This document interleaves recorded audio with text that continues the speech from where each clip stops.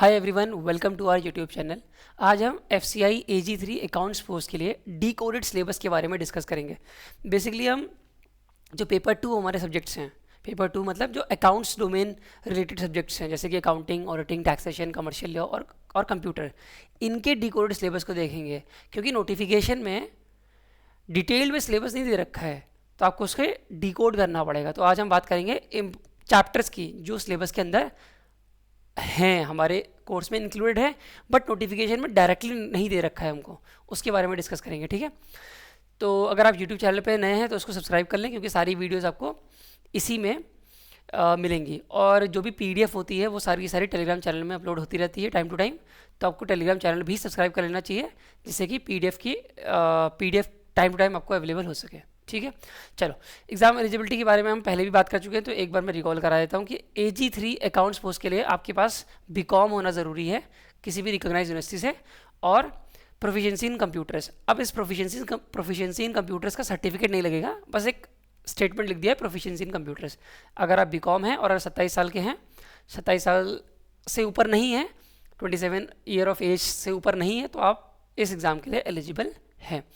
चलो अब बात मेन करते हैं एग्जाम पैटर्न की, फेस 1 और फेस 2 की। तो फेस 1 में हमारे पास इंग्लिश लैंग्वेज है, रीजनिंग एबिलिटी है, न्यूमेरिकल एप्टीट्यूड है, जनरल स्टडीज़ है, और ये हम पहले डिस्कस कर चुके हैं तो मैं आपको एक ब्रीफ दे रहा हूँ बस। मेन हमारा आज का जो टारगेट है, जो आज का मोटो है, बेसिकली ऑब्जेक्टिव है, वो पेपर 2 के सिलेबस को समझना है। जो अकाउंट्स के सब्जेक्ट्स हैं ना, उसके सिलेबस को समझना है, उसको डिटेल में समझना है।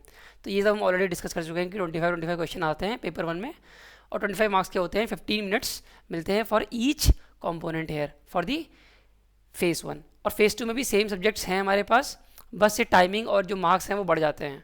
ठीक है, अब बात करते हैं पेपर 2 के, जिसके लिए हम आज यहाँ आए हैं, जो हमें डिस्कस करना है।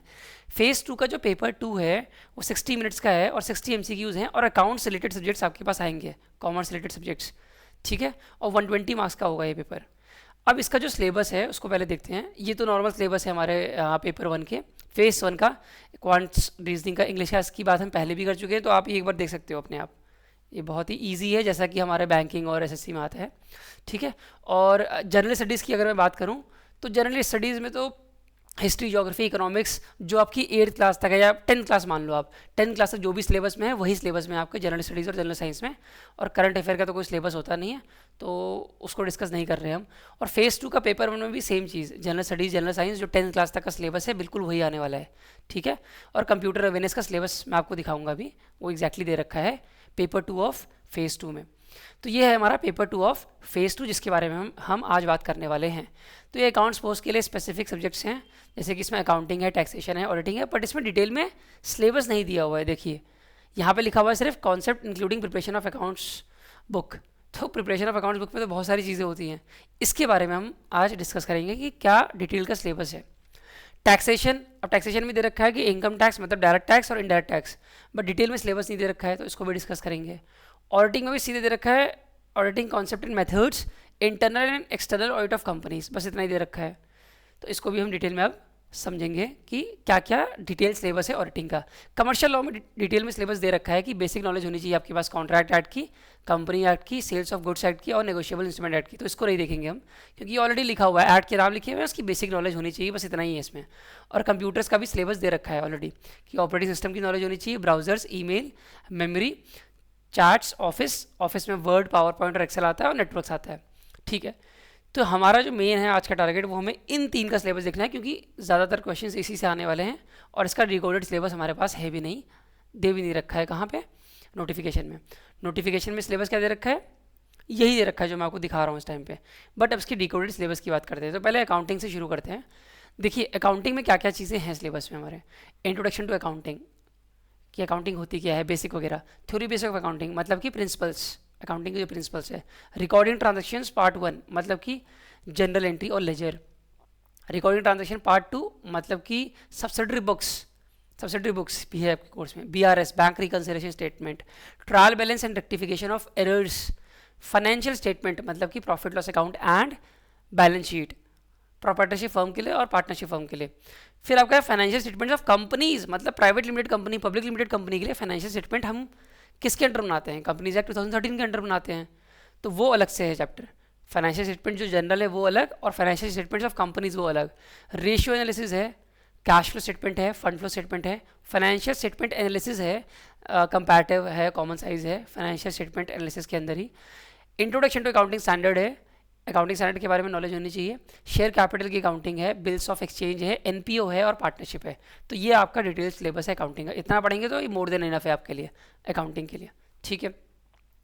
अब बात करते हैं ऑडिटिंग की। ऑडिटिंग में क्या क्या है, nature, objective and scope of audit. Audit होता क्या है, ऑडिट स्ट्रैटेजी क्या होती है, ऑडिट प्लानिंग क्या होता है, ऑडिट प्रोग्राम क्या होता है, risk assessment and internal control क्या चीज़ है, ऑडिट एविडेंस किसे कहते हैं, ऑडिट का डॉक्यूमेंटेशन कैसे करते हैं, कंप्लीशन और रिव्यू कैसे करते हैं, और ऑडिट रिपोर्ट क्या होता है, उसके फीचर्स क्या हैं, कुछ स्पेशल टाइप की एंटिटीज़ होती हैं उनके स्पेशल फीचर्स क्या हैं, उनके ऑडिट करने के स्पेशल फीचर्स क्या हैं, और क्लासिफिकेशन ऑफ ऑडिट मतलब कि टाइप्स ऑफ ऑडिट क्या क्या हैं, ठीक है। तो ये हमारा सिलेबस है किसका, ऑडिटिंग का, डिटेल सिलेबस। अब बात करते हैं टैक्सेशन की। टैक्सेशन में सिर्फ इतना लिखा था सिलेबस में, जो हमारा नोटिफिकेशन है उसमें डायरेक्ट टैक्स लिखा हुआ है और जीएसटी लिखा हुआ है, सिर्फ इतना लिखा हुआ है। बट डिकोडेड सिलेबस की बात कर लेते हैं कि सबसे पहले तो है कि डिफरेंस क्या है डायरेक्ट टैक्स और इनडायरेक्ट टैक्स के बीच में। डायरेक्ट टैक्स का मतलब होता है इनकम टैक्स, तो इनके बीच में डिफरेंस क्या है। बेसिक्स ऑफ इनकम टैक्स क्या होता है, टोटल इनकम कैसे कैलकुलेट करते हैं और टैक्स पेबल कैसे निकालते हैं।